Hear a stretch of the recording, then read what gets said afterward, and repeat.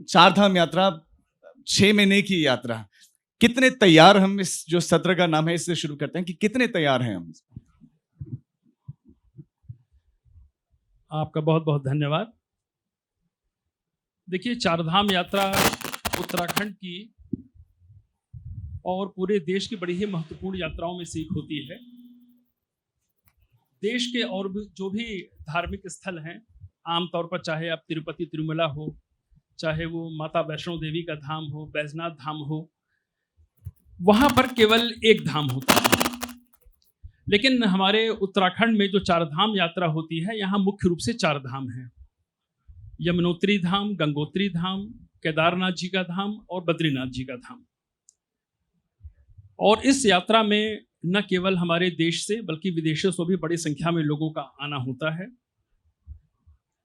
यात्रा में हम लोगों ने जब लास्ट ईयर की कंप्लीट हुई नवंबर के मंथ में, तो हमारे माननीय मुख्यमंत्री जी ने उसी समय यह निर्देश दिया कि हमें अब 2025 की तैयारी अभी से प्रारंभ कर देनी चाहिए। हर यात्रा से हम लोग सीखते हैं और पिछली यात्रा में जो हमने कमियां पाई अपने अंदर, उसको हमने आगे के लिए एक लर्निंग के रूप में लिया और हम लोग उसी समय से इस यात्रा की तैयारी में जुट गए। अगर आप डिटेल में कहें तो देखिए, यात्रा की सफलता के लिए 4-5 बड़े ही बेसिक जो पॉइंट्स होते हैं, वो पूरी यात्रा को अच्छा भी बना सकते हैं और उसमें कुछ लोगों के लिए मुश्किलें भी कर सकते हैं।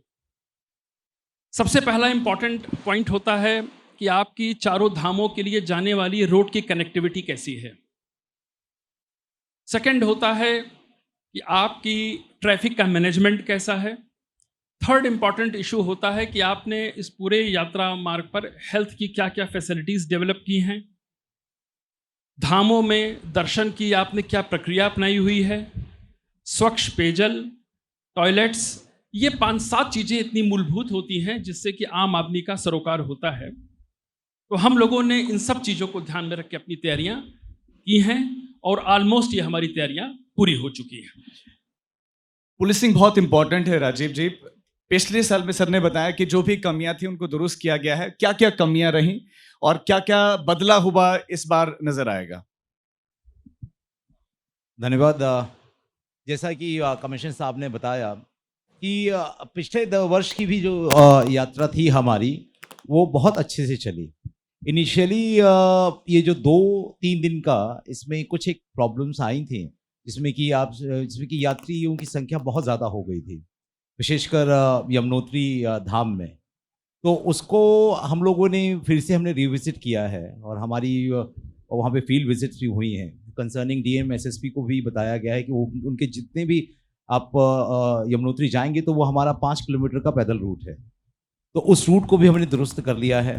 प्रॉपर हमने वहाँ पर एक ऐसा सिस्टम डेवलप किया है कि जिसको जो भी यात्रियों का जो जत्था है उनका रजिस्ट्रेशन नंबर लिया गया है और साथ में जितनी उनकी कैरिंग कैपेसिटी है धाम की, उसी के अनुसार से वो नीचे से उनको हम रिलीज़ करेंगे जब ऊपर से वो अपना दर्शन करके लौटेंगे।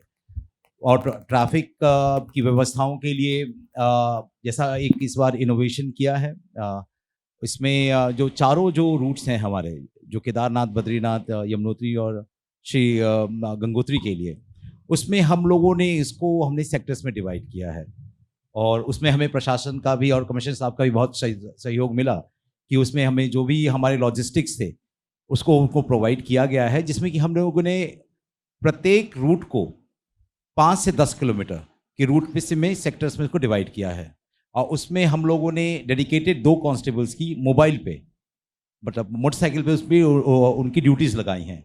वो पूरे अपने वो जो उनका सेक्टर है 5 से 10 किलोमीटर का, उसमें वो भ्रमणशील रहेंगे, जिनके पास उनके पास में वॉकी टॉकी रहेगा, वायरलेस सेट के कम्युनिकेशन सेट रहेंगे, फर्स्ट एड किट रहेगी, यात्रा से रिलेटेड जितनी भी जानकारियाँ हैं, जो भी और हर एक भाषा में हमने वो पैम्पलेट उसको पब्लिश किया है, तो उसको हम लोग डिस्ट्रीब्यूट करेंगे। और किसी भी परिस्थितियों में सिर्फ ना कि हम ट्रैफिक मैनेजमेंट के लिए भी इसको भी देखा जाएगा कि कहीं पे भी जो यात्री है कहीं पे भी अपने आप को अकेला ना समझे और उसका जो हमारा जो प्रशासन और पुलिस है उसकी रीच में रहे।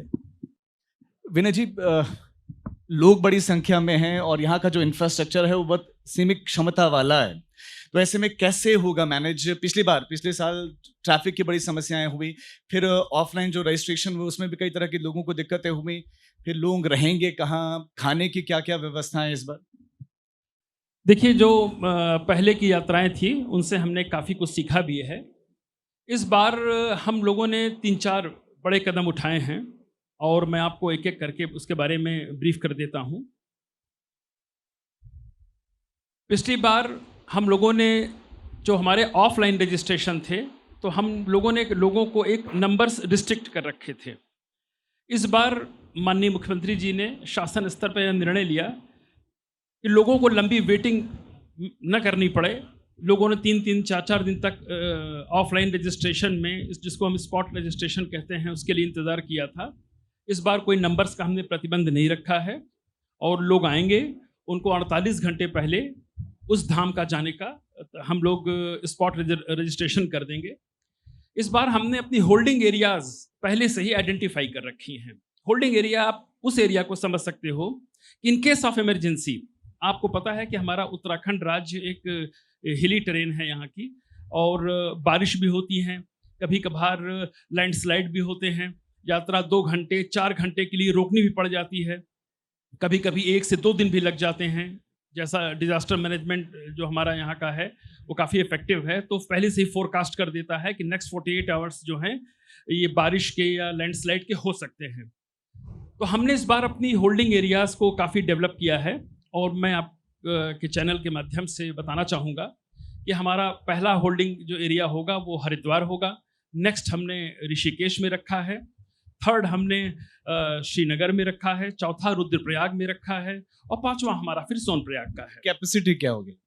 जैसे हरिद्वार आप जानते हैं कि वहाँ पर capacity is the no issue, वहाँ आप 50,000 से 1 लाख लोग भी एडजस्ट करना चाहें तो आराम से हो जाएंगे। होटल्स हैं, बड़ी बड़ी अखाड़े हैं, धर्मशालाएं हैं, वो सब आइडेंटिफाई कर ली गई हैं और लोगों को कॉन्फिडेंस में ले लिया गया है। उन्होंने कहा साहब पहले ही जैसे ही हमें बताएंगे हम इनकी सारी व्यवस्थाएं पहले से ही करके रखेंगे।